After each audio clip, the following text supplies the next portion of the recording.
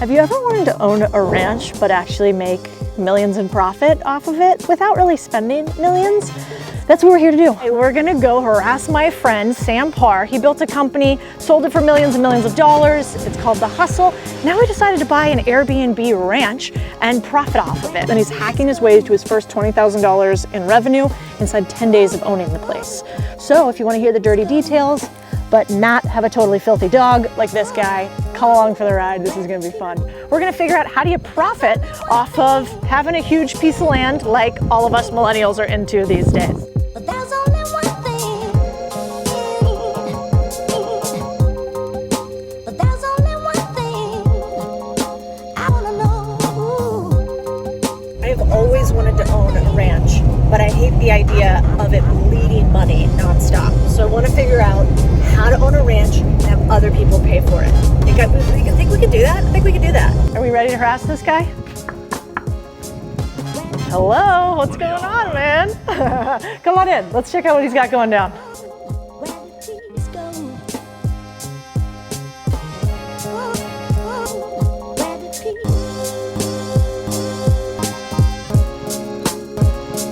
Where the trees.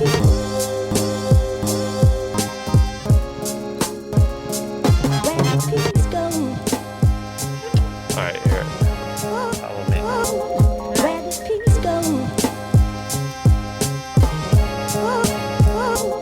Where the trees. Sam, you started The Hustle, a media company, millions of emails, you know a lot about online marketing and hustling, but then you decided to buy a ranch and turn it into an Airbnb, and you've already made thousands of dollars in sales. What's the Yeah, thought probably here? 20 grand.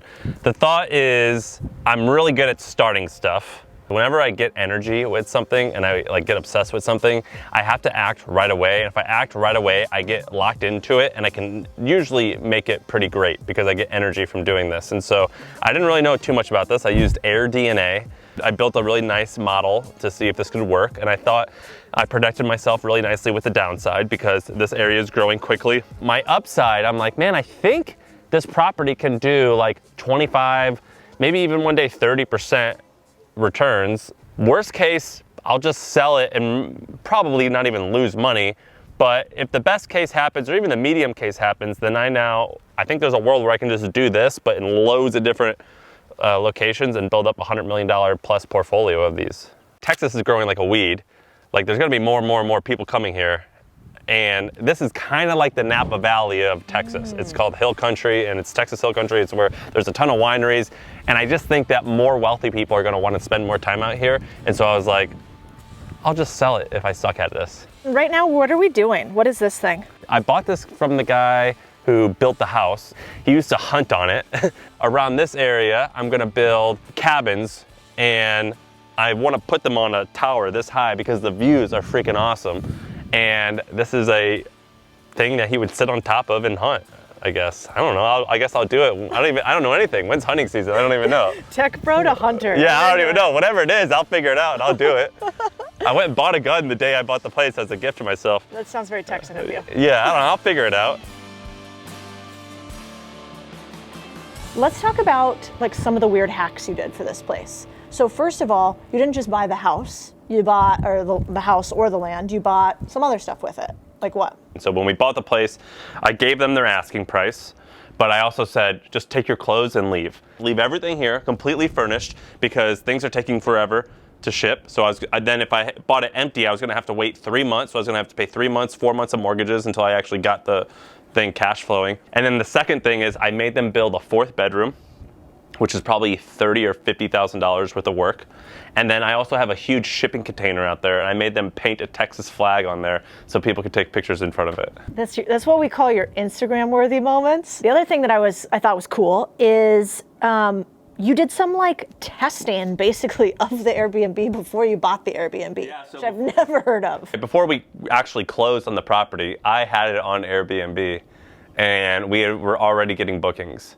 And so I was like, all right, this is kind of interesting. Now, my math on it is I think this property as is, without improvements, will do around $200,000 to $250,000 a year in revenue. I went and found the growth rate, and it was like 4% a year. So then if I do about $250,000 a year in revenue, that brings my IRR to like 25 or 30%. Then the way you really make money, buy a home on a big property that's already cash flowing, and then I build more units on there, and that's going to require a large amount of CapEx, but that's where I'm going to make a lot of profit, I think. You've hacked a bunch of different businesses and side hustles, but you didn't know that much about Airbnb. So you did something that I've never seen anybody do, that started an Airbnb what? Do you know what I'm talking about? No. The Facebook group. Oh yeah, yeah, that was sick. I tweeted out like, who follows me and is interested in short-term rentals? STRs is what they're called. That's Airbnbs. I just said like, who's interested in that and who owns a bunch and has a cool story? And I got like 3,000 replies. It went like crazy viral. And I created a Facebook group and I got like 3,000 or 2,000 people who joined it. And then as I was like learning about this thing, because I was the owner of the group, every time I posted, they got notifications. And so we had some guys in there that are doing $20 million a year in revenue with short-term rentals, and we've got other people that have like $50 to $100 million portfolio. And I would just post, and they're like, "Here's what I'm thinking about doing. Is my math right?" And they're like, "Yeah, your math sounds good." That's brilliant. You bought the house for what? 1.7. Okay, and then you charge what per night, and how does that vary based on season? So right now we're getting into the high season, and that will go until maybe October. The prices change depending on the day of the week. So Thursday to Sunday, it ranges from $1,000 to $1,200, and then the weekdays are going to be, I think, $400 to $500. What's like the average occupancy that you think you're going to have? When I made my numbers, I assumed 60%, which is basically just about every Friday to Sunday, and then with the occasional, which has already happened, someone books like 10 days. I like it. The other thing you did that I thought was fascinating is the Yelp situation. Yeah. So how did that work? Did that actually work? Was that a good idea, shitty idea? Yeah, so basically I created a Google listing, a Yelp page. This is why I named it. So Yeah, it's Marathon Ranch. Wait till we show you guys the sign. It's called Marathon Ranch. When people take pictures and post on it, on Instagram or whatever, I want it to say like, we are at Marathon Ranch.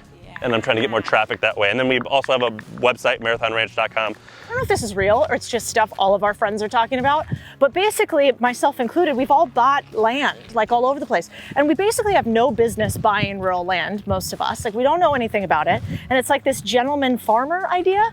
What's the deal? Like what, like are a bunch of your tech bro friends buying stuff everywhere? Well, so here, I tweeted out that I just did this. That tweet was viewed by 2 million people. So many people reached out because I think, I can only speak from a man's perspective, but every man, I think, like wants this. They want like a piece of property that they can like do whatever. And so I do actually think that this is what a lot of people want. I don't think it's getting as popular, but what's happening is that with COVID, the B, C, and D level cities like Austin, Denver, New Orleans, other places like that, I think that they're getting more popular, and then the outside areas of those cities are getting more expensive and more desirable.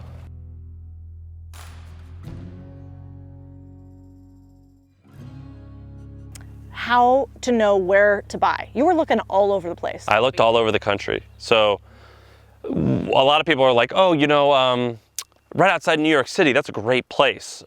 But there's like so many laws around what you can and cannot do. And you got to look at two things, I think. You got to look at what the actual laws are. And then you have to look at the second thing, which is like, what's the government in that area like? And are they like, maybe going to ban this, or are they going to make it harder to have short-term rentals? And so, are you saying Republicans versus Democrats? A little bit. So typically, that's not the only way, but that is a correlation. And so in Texas, I'm going to eventually buy these all over the country. I'm definitely going to get them in New York as well, and I'm looking in Pennsylvania, all over the place.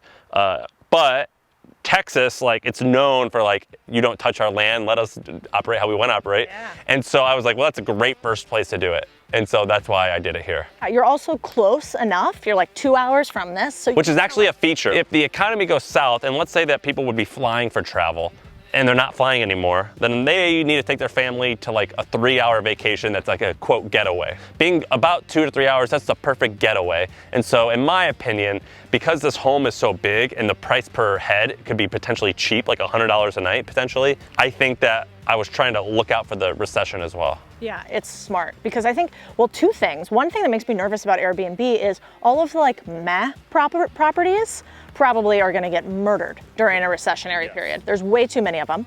And then the hyper luxury places probably won't get hurt because rich people are still gonna have money regardless. Yeah. And I think that like second tier, you know, it's nice, it's got something unique, but it's not out of range, will also probably do pretty well too. Yeah, I think unique is the most important thing. Yeah. If you bought this place for $1.7 million and you put a couple $100,000 into it, but you get $250 to $1 million in revenue a year once you have the other locations. I mean, your break-even point is ridiculous. Yeah, it's awesome. You could have a break-even in 3 to 5 years, basically. Your equity would be paid off, and now you own something that, I mean, I think there's a world where you own this for 20 years and you're sitting on something worth tens of millions of dollars. What are like the downside risks? Anything keep you up at night? Is there a way I can lose all my money? I think the chances are incredibly low. I think it's a pretty low risk thing though. That's my thing. The upside I think is like, I think like 2 or 3x in like 5 or 10 years maybe. So over there is basically where you're gonna do these crazy, oh, you can see it, these high-rise houses, and they're gonna look out over, this is like Painted Rock? Enchanted Rock, so that's a pretty famous state park. So we're about 4 miles from that, and being able to see that, a lot of people like that. So we're right by Enchanted Rock State Park. Do a lot of people go there? Yeah. Like you need a reservation and it's always sold out. Interesting. And there's probably no lodging right around it. No, it's this. Oh, that's so smart. Could you just allow camping from like that other road access? Yes, I also had to build a road. We went through here in a golf cart that has thick tires. Your Jeep could maybe do it, but I don't know if it's wide enough. And a Camry definitely cannot do that. So I gotta build a road. Yeah, you gotta build a road. You got some work to do, man. I know. Like, get to it. I don't know what he's doing around here with us, but I hope you guys appreciate that. We're gonna link a bunch of the notes in the bottom and a bunch of the stuff that he talked about, like AirDNA, how to do this whole deal, and maybe you can compete with this guy with your own ranch that makes a couple $1 million a year for you. That sounds pretty good. Bring it on. This is good.